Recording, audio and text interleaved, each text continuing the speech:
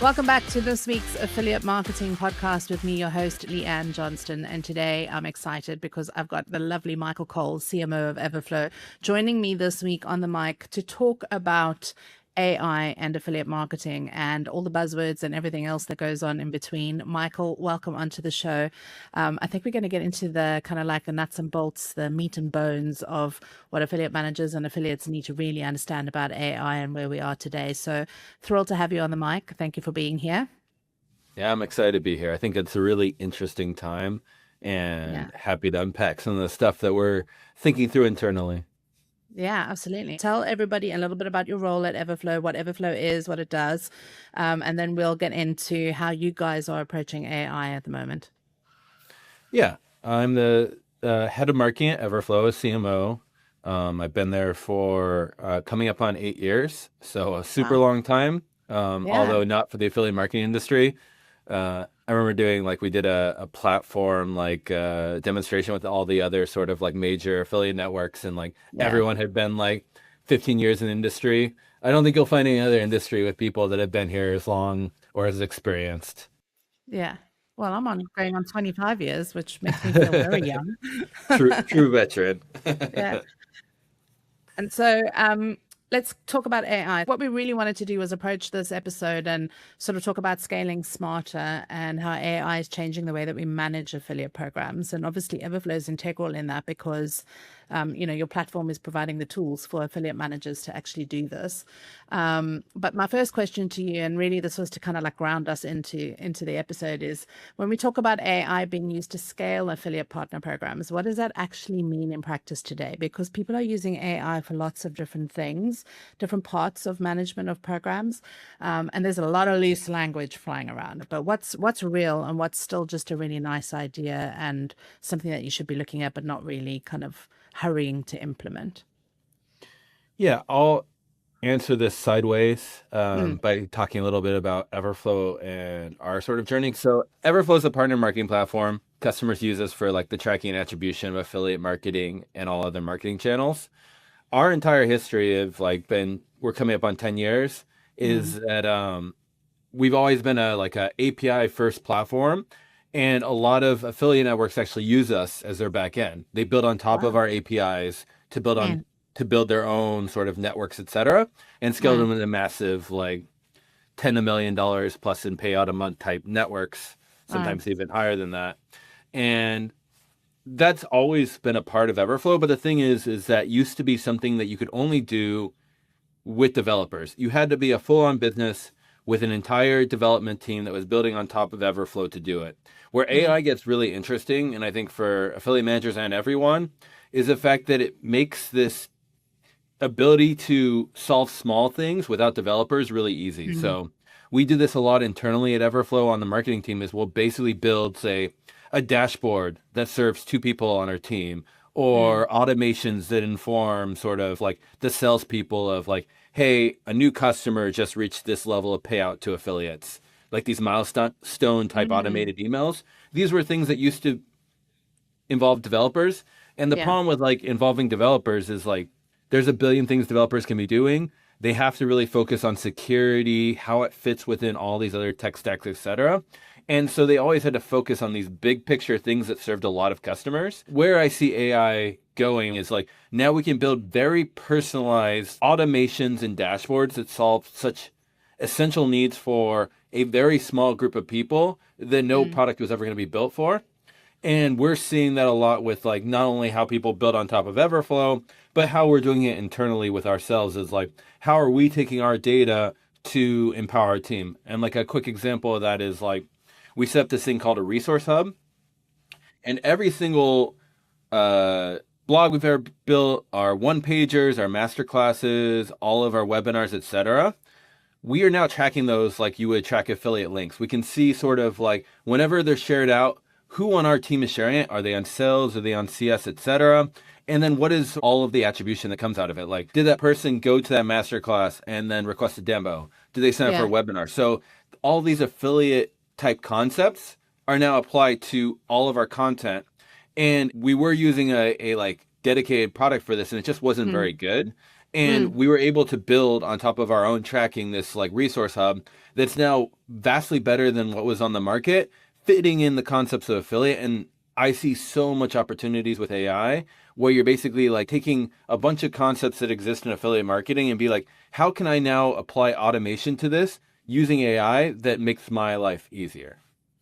Well, I mean, and it's the signals, right? We're not saying AI is going to replace relationships because relationships are still a very big part of what we do in affiliate and partnership marketing. And what we are doing and what we are able to do is get things built quicker without the need for coders or developers. And obviously, there's a queue in businesses of what developers should be doing, as you said, but also to iterate smaller, like niche things that might be required by the marketing team or the sales team or the outreach team, for example.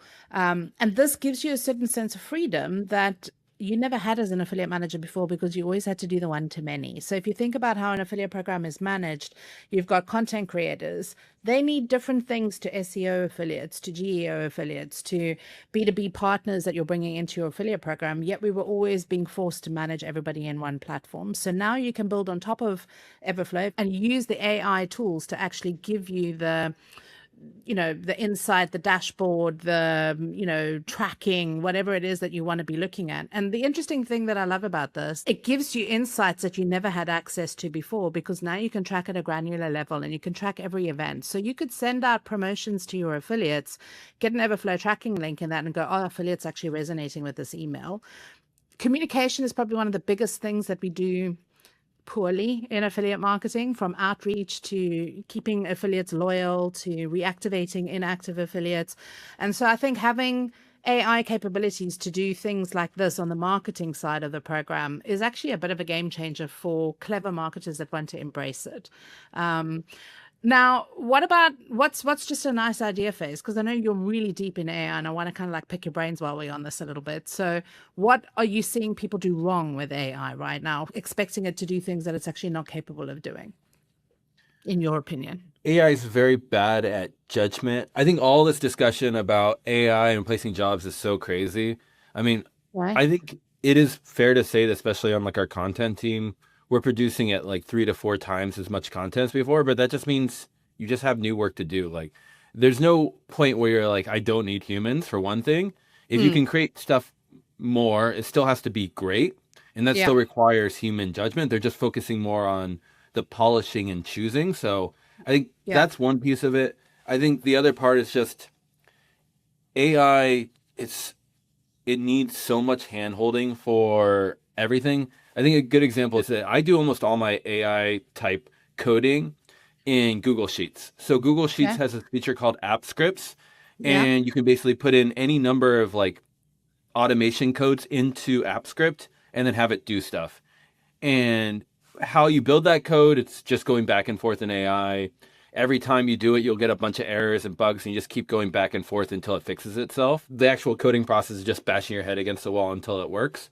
But Mm, in terms of the capabilities, it's really good at reading every sort of API document, all this other stuff. So what does that mean mm, is like you can pull integrations for everything. So one of the first things I did was I pulled all the HubSpot data into a spreadsheet, and then I had it ping Slack with like, hey, do you want to add this like call summary to HubSpot? And then it would write into HubSpot. Like, that's a very sophisticated like use case of multiple systems that would have mm, required a developer spending a lot of time understanding how all the systems work. AI just does that stuff. It didn't take any time to connect all these other platforms. So mm. I think that's a good sort of starting place. If you think of it as just like how can I do stuff in my spreadsheet, of pulling data into a spreadsheet and pushing data out of the spreadsheet, it gets a lot easier to understand. These models just like they're an alien intelligence, and you're sort of playing this puzzle game of like how do you sort of set it up for success. And the only Yeah. way you can do this is just build. How do I want to solve something simple. Let me do that with an AI script. And then as you get better and you get more used to how the AI works and how weird it is, then you get better at it. But there's no way to really know that until you do it. And most of the stuff people talk about on LinkedIn is just like, I don't understand it at all, and I'm like very deep into this. I don't think they understand it either. They're just being like, it's all hyperbole Best to and just market. like Yeah. a bunch of like fear mongering for no reason. That fear mongering thing has actually touched a chord with me because last night I was in bed reading somebody's LinkedIn post, and it was, I can't remember who it was, but they had a really strong opinion about the fact that SaaS products shouldn't start an affiliate program unless they're doing more than 1 million ARR. And I vehemently disagree with that post on so many levels. And I know it's clickbait, but the problem that I have with it is, um, ChatGPT, whatever, is creating these posts for you so you can go and post out a whole bunch of stuff so you can become visible, so you can get new business. But are you using your judgment, your personal judgment, in terms of what is this saying about the industry? Is this a good message to be giving out to potential clients? Does it actually resonate with clients that maybe aren't as experienced and know to look past that stuff? And how is that impacting the industry as a whole? So there's almost like, what I want to see is a duty of care in terms of how you use AI in terms of, creating content, working with your affiliates, pushing data around even, because as you've just said, it can get quite critical, it can get quite aggressive. And if you just blindly trust whatever it's giving you, you're not going to actually end up getting, good contextual information to work from. And you could be making some of the worst decisions with best intentions. So I'm quite concerned about the adoption rate, but I love what you've said in terms of, people just need to get in and get on with it and start playing with it and understand how it works for them in their context and within their programs. From what you're seeing across Everflow's kind of customer base, because obviously you've got, 1,000 plus customers. I don't know what the number is now since the last time I spoke to you, but quite a lot of different types of programs on the network or on the platform. How are you seeing some of your clients adopt AI tools? Is it more for like recruitment and like the outreach and the communications, or have you seen somebody do something quite cool and different with it recently that you can maybe share? Yeah, I think everyone's experimenting right now on the best ways Yeah. to do it. I think with AI right now, like the most useful use cases we're seeing with customers and internally is it's all the back end administrative stuff. It's all Mm. of the building of reporting, of the data analysis, etc. Because those Yeah. are just the things where it's you just want to understand sort of what's not working and sort of the Mm. challenges. Mm. So, and like there's a lot of like process to that. An example of this is on customer success now we have this idea of having like a weekly email that goes out to all of our customer success reps that Mm. basically looks at their portfolio of all the customers they manage and says like here's the 10 customers that have dropped the most in terms of payout to their affiliate so that the customer success person can work with the customer to make sure they identify any issues, etc. But Yeah. even in that process, like it took many tries because at first we were doing sort of like a week to week comparison of Mm. how much the payout to affiliates dropped. And what we found is just in a single month in the affiliate program, there's so much drop from week to week. Like a lot of affiliate programs start pretty slow at the beginning of the month And pick up and really pace. speed up at the end of the month when there's more ad Mm. spend.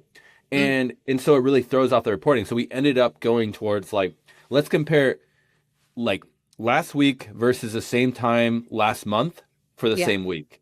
Yeah. And that actually got really helpful for identifying any sort of issues. And no one's going to build a SaaS product that compares week over month for affiliate programs. Like it's too specific. So that's Mm. why this ability to basically like pull out this data from your network and from your platform and then set up this thing like that's the other thing with this AI coding stuff is the emailing part is now really easy. So Yeah. it's really easy to say like look at all this data and send me a weekly email on it is something that is very functionally like you can just achieve that right away with AI. Mm. And the combination of like very specific data points that give you sort of what you can report to yourself or your boss, like that's very helpful. And also things that actually help you do your job. Mm. Um, that's very powerful. And I think that the best use cases we're hearing from customers are all just sort of like all of the back end management, all the tedious tasks that used to take 5 to 10 hours of like, how do I organize these affiliates or how do I see reporting on sort of like which affiliates are struggling, which ones have had big drops?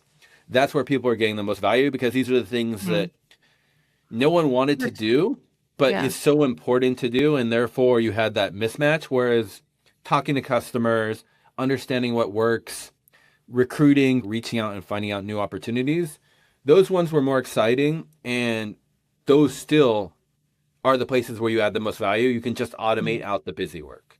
Yeah. Now I want to talk a little bit about what you're doing with your headless access or AI agent automation. So can you just talk a little bit about what that is and just explain how you incorporating that into the platform, and then how you are expecting it to help program managers? Because I think that's a good place to start. Think of Everflow in the situation. If you're familiar with Salesforce, Mm, Salesforce has all customer data, and basically no one uses Salesforce as is. People build on top of Salesforce very customized solutions, etc. mm, Headless means that you can build all those custom solutions without ever logging into a Salesforce or an Everflow. Basically, all the data, all of the integrations, all the technology is built outside of the platform, and it just pushes data and pulls data in between the two systems. So a headless platform means that a platform you never have to log into because you can access everything you need outside of it. So mm. this is something that we always made available through our APIs. Yeah. And again, APIs were only a thing that developers cared about 6 months ago. But Yeah. now AI can read an API document right away and sort of interact with it. So API is now so powerful. Mm, And I think 5 months ago, our CTO started looking into building like an MCP server. mm. MCP just means it's kind of like the API, but MCP is just very AI agent friendly, and basically they can talk with it. So an Yeah. agent can be like, "Hey, I want to look at reporting for top 10 performance influencers from last week, and I only want to see data from, say, Canada." It can talk to MCP server. All it's sort of like an index. It knows exactly where to find everything, and then it can find that information and be like, "Okay, here's your output report of that." So we basically like started this MCP beta pretty early on. It was so quick to build because we've always been a flexible platform. And now we have lots of customers in closed beta using this MCP server where their agents can now pull any sort of data from Everflow. So that's sort of the current state of things, is that we make the data really easy to access.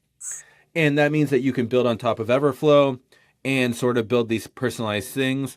And again, the personalization matters because you can build an automation that reports not only sort of the things that you need, but say your boss needs. And you can also pull in data sets that are now like really valuable to you. So say you have your affiliate program and you've just been managing it there, but you know Mm. that your boss really cares about sort of, say, like what is the like Salesforce HubSpot pipeline.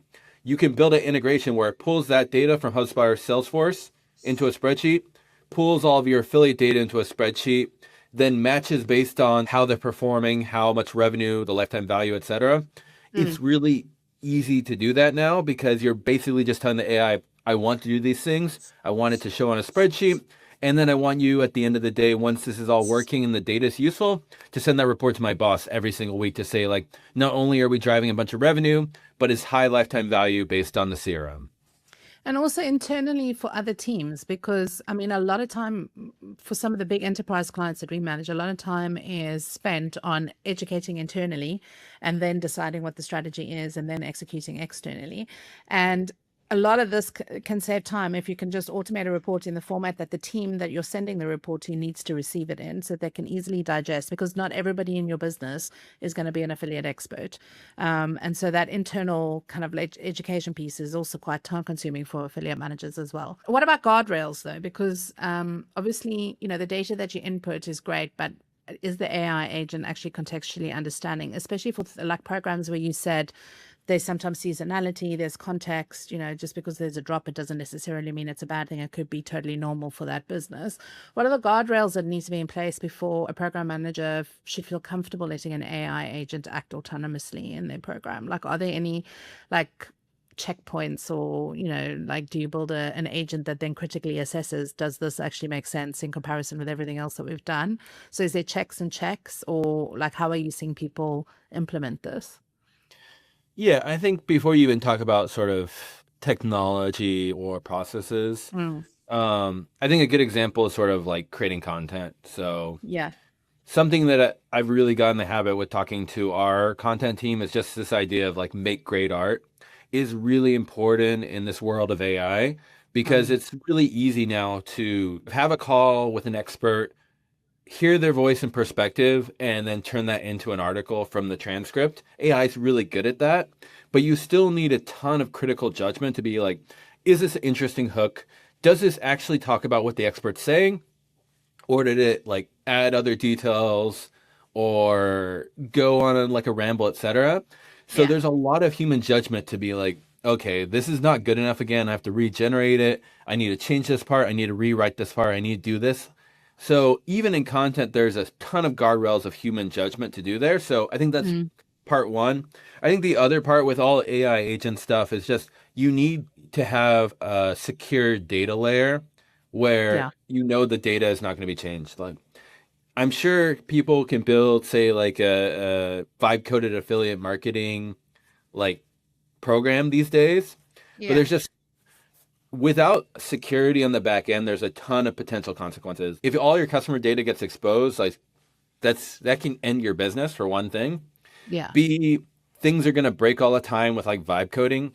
We our sort of like idea around like vibe coding versus like what our developers are building is that vibe coding is really good for small projects that are not interconnected. So if we're just building, say, that resource hub, if something breaks there, nothing else breaks with it.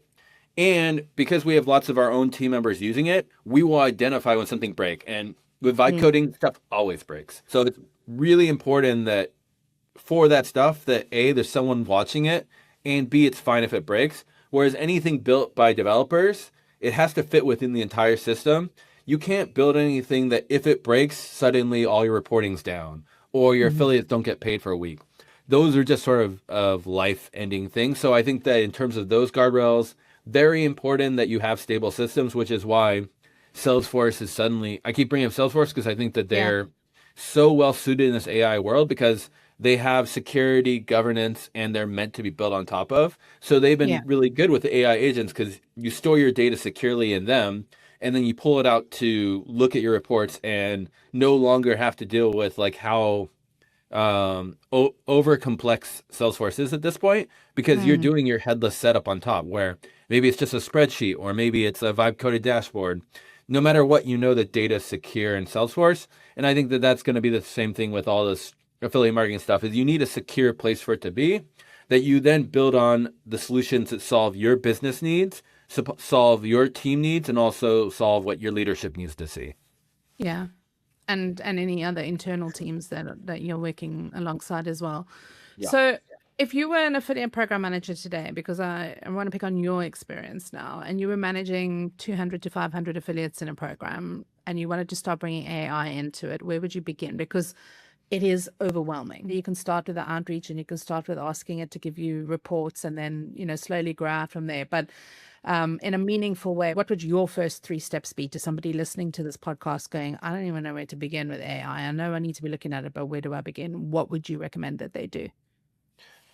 Yeah, I would recommend simple analysis that sort of you haven't done in a long time. AI is really good when it's okay if it's slightly wrong. Okay. Where you just want to sort of identify the things you're not looking at is a perfect place for AI. So, as an affiliate manager, a good example would be like, okay, here's my reporting for, say, the last 4 years. Mm. Please give me a list of all the sort of affiliates that delivered performance in the past that haven't delivered any performance in the last year that I should potentially do outreach for. Okay, now give me all their information, their contact information, etc. And you always want to, it's best with AI to always kind of have it second guess itself. Based on the data, is there any reason that you see why we're not working with these affiliates now?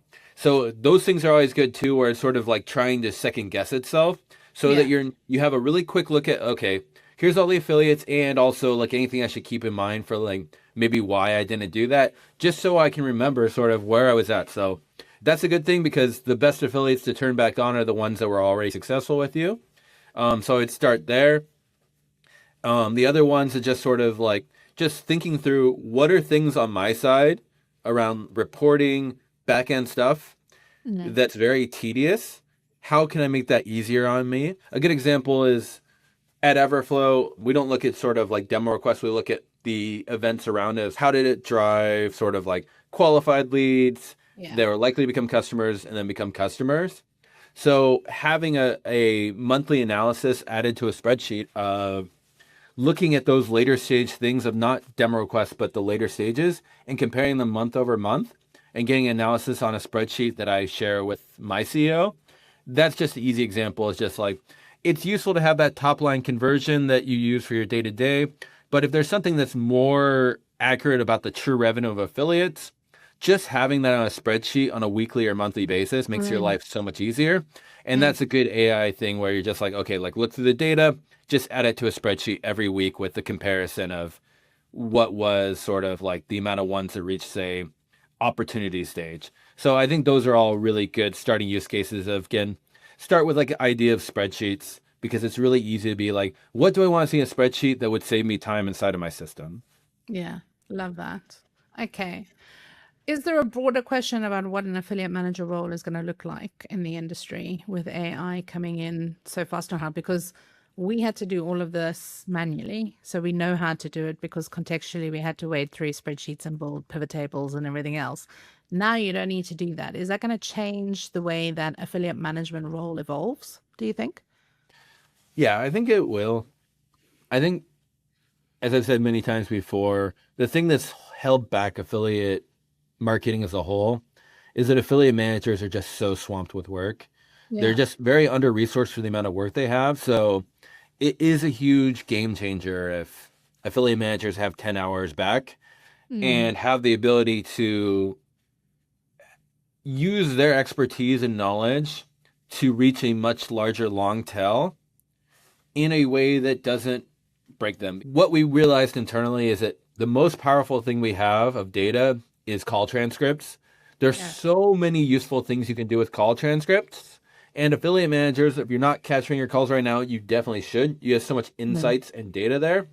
But that also means that the more affiliate managers are spending the time on calls with affiliates, understanding what they need, on calls with their leadership and other teams to understand what they need, and sort of having AI look at all those transcripts to take insights that they can then take action on, that's enormously powerful. And if you can sort of like automate all the outreach and reporting stuff and be spending another 5 hours on calls a week, there is so much a lot of gains to get power. out of that. So I see Yeah. affiliate managers moving more in that way versus less. So doing less of the administration work, more of the relationship management work, which is actually what we've always wanted to do, but never been able to because the tools haven't been there to enable us the time, the efficiency to do that. Okay, my last question for you on this podcast is, and I always ask this, but what's the one thing you wish affiliate program managers understood about AI right now? Either an opportunity that they're missing or sleeping on, or a mistake that you keep seeing people make right now? Yeah, I think the main thing is to not get overwhelmed by AI or Mm. to listen to all the people talking about AI because I just think they're fundamentally wrong about where AI is good. Okay. AI is so good at this small personalized use case stuff and so bad at big picture. Like no one should build a company with AI because something's going to break at some point and the entire company is going to go down. And we've seen Yeah. many examples of these vibe coded like apps where all the data Apps. got leaked and it was a disaster. Yeah. Like that's not where AI is good. AI is really good for I'm affiliate manager. I really wanted to look at these three data points and no Mm. one has ever built this for me. Now I can build it for myself and I understand deeply why I need this and no one else does. Yeah. That's where AI is awesome. And the best way to do this is to really just start small, just start with a spreadsheet and having AI build you app scripts and codes like that. The great thing about AI is it explains exactly where to do it. So you just Yeah. basically like, I want an app script that looks at a spreadsheet, looks at these emails, and then does this other thing on a spreadsheet. How do I do that? And it will just generate the app script. It'll generate the step-by-step instructions to get started. And that's the main thing is once you get started, the creativity and excitement's really going to explode really quickly because you realize like, oh, this is actually easy. And the fact that I have knowledge that no one else has about the grind of my job and the suffering I go through means that I am better equipped to build this than anyone else. And also story tell, because one of the biggest challenges that I hear advertisers tell me is I don't know how to advocate for the channel internally against media SEO, all the other channels that my business is investing in.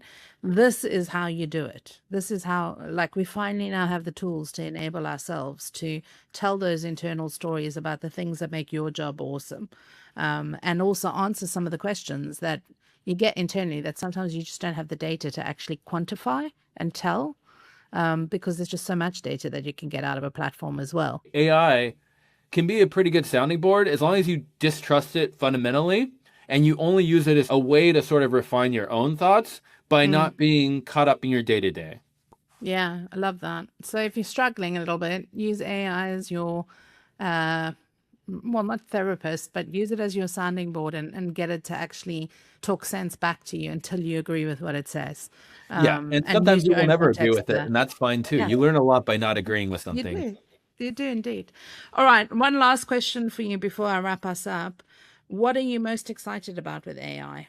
Because I know you're kind of like digging into it quite deep from a marketing perspective, but what, if you had a crystal ball moment, what do you think is going to happen in the next 12 months? What are the big like breakthroughs that you can see changing the way that we do affiliate marketing? What I'm most personally excited for is we spent the last 3 or 4 months just building so many internal tools that make Yeah. all our teams' lives so much easier.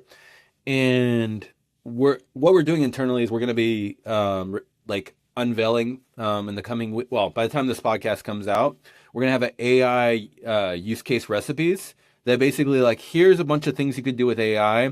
Here's a step by step on how to do them. Here's a prompt, etc., so that people can start getting their feet wet with how to use AI. So Yeah. I'm very excited about that initiative, and it's Love something it. that'll just be very easy for people to start getting used to this and see how it Mm. can help them. As a part of this, though, we with all these AI tools we're building, I think the other part that's really interesting is we're building internal solutions that we're now going to be working on sort of like lighter versions as the next stage. Once it works really well for us, we'll make light Yeah. versions that we can start providing to agencies. So the Okay. same sort of like data analysis tools that we're using internally, we'll make a light version that like an agency can do with their clients, etc. And this is again where this AI stuff gets really cool. It's like we build this like very personalized solution for us. We can then split it off to a even more personalized solution for agencies that solves their needs and so on. So we can continue to build these things that no one was going to ever build on the developer side that Yeah. now solve so much need for our internal needs, solve so much needs for our agency needs, and eventually also we'll make an even lighter version that solve the needs of customers that may be more novice but need to know, say, like how to set up all your tracking, how to like look up your cart, all these things. AI is very good at looking at a bunch of documents and generating. And as long as it's guided and it's refined each time towards a perspective and a need, it's very powerful. So I think this very like personalized solution world is really awesome. And Mm. as like for the future and stuff, like I think that we, by pure coincidence, Everflow ended up in an extremely exciting moment because we were always an API first company and we were Yeah. always having people build on top of us. And Mm. AI is just democratized that. So everyone can build on top of us. And that sets us up in a really good place. And I think that we will be seeing among all SaaS companies, there's basically the ones that are the stable, reliable basin like Salesforce and Everflow that you know you can build on top of. And those companies really benefit from AI because people solve their own needs by And building their on own top of challenges. them. And then there's a Yeah. bunch of like SaaS products in the middle that it turns out you can just replicate in Claude within a couple days and build a better solution because it's a solution that you need. And those are the companies that are going to get wiped out. And I think that we are in the beneficiaries of this moment. And it's just moved so quickly. And people are going to learn on all sides that suddenly they can build the things they always wish existed for their business and roles. And that's going to be really exciting for the future. Yeah, I think that's going to change the game, really. It's going to separate the kind of like the lazy marketers from the innovative ones. I definitely see that happening already, just in terms of the way that you think. And that is where the specialism is going to come in. So it's not, I mean, I always talk about our agency not being, service for hire. We're more than that. We actually plug in strategy. We build tools ourselves. We kind of like help clients solve challenges. And that's really where the magic is. It's not just about the fact that you now have the tools, it's how are you going to use the tools. Michael, I'm going to have to end it off here because I know you and I could talk about AI forever. But it really is exciting to see how Everflow is embracing AI in affiliate management, and the fact that you're actually also testing it yourselves before you roll it out to your clients, and giving us that opportunity to have personal challenges solved, like really simply. So I kind of want to say it's affiliate marketing democratized, and you coined the phrase first. So I'm really excited to see what happens. And thank you for coming on and sharing just some basics about where people can get started, because it is overwhelming, and it's helpful to have directional flow. You don't have to know everything today, but you do need to get started. So it's been great to have you on the podcast again, and I think you're one of the few people on the planet that has come on this podcast 3 times, so it says a lot. So yeah, it's been a pleasure to have you. Thank you so much. My